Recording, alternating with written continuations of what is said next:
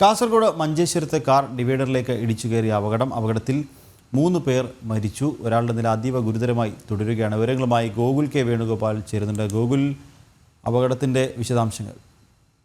ഇന്നലെ രാത്രി 10:30-ക്കായിരുന്നു ഇത്തരത്തിലൊരു അപകടം ഉണ്ടായത്. കാസർഗോഡ് നിന്ന് മഞ്ചേശ്വരത്തേക്ക് പോവുകയായിരുന്ന കാറാണ് പാലത്തിന്റെ ഡിവൈഡർ ഇടിച്ച് മറിഞ്ഞൊരു 50 മീറ്ററോളം ദൂരത്തിലേക്ക് ഉരുണ്ടു പോവുകയായിരുന്നു. ആ അപകടത്തിലാണ് 3 പേർ മരണപ്പെട്ടത്. ഒരാൾക്ക് പരിക്കുപറ്റിയിട്ടുണ്ട്. വായിക്കോട്ടെ സ്വദേശി ജനാർദ്ദനൻ, മകൻ അരുൺ, മംഗലാപുരം സ്വദേശി കിഷൻ എന്നിവരാണ് മരിച്ചത്. അപകടത്തിൽ പരിക്കേറ്റ ഉപ്പനങ്ങാടി സ്വദേശി രത്തൻ ഇപ്പോഴും ചികിത്സയിൽ തുടരുകയാണ്. അമിത വേഗതയാണ് ഇത്തരത്തിലൊരു അപകടം ഉണ്ടാവാൻ കാരണമെന്നാണ് വിലയിരുത്തപ്പെടുന്നത്. ഈ അപകടത്തിൽ കാർ പൂർണ്ണമായും തകർന്നിട്ടുണ്ട്. ഈ റോഡിന്റെ പല ഭാഗങ്ങളിലായിട്ട് കാറിന്റെ പല കഷണങ്ങളുമൊക്കെ ചിന്നിച്ചിതറി കിടക്കുന്നതായിട്ട് കാണുവാൻ വേണ്ടി സാധിക്കും. നാട്ടുകാരൊക്കെ ഇടപെട്ട് ആശുപത്രിയിലേക്ക് ഈ ആളുകളെ ആശുപത്രിയിലേക്ക് പോകുന്നതിനിടയിൽ തന്നെ 3 പേരും മരണപ്പെട്ടു എന്നാണ് നാട്ടുകാരിൽ നമുക്ക് അറിയാൻ വേണ്ടി സാധിച്ചിട്ടുള്ളത്. പോലീസ് അന്വേഷണം ആരംഭിച്ചിട്ടുണ്ട്.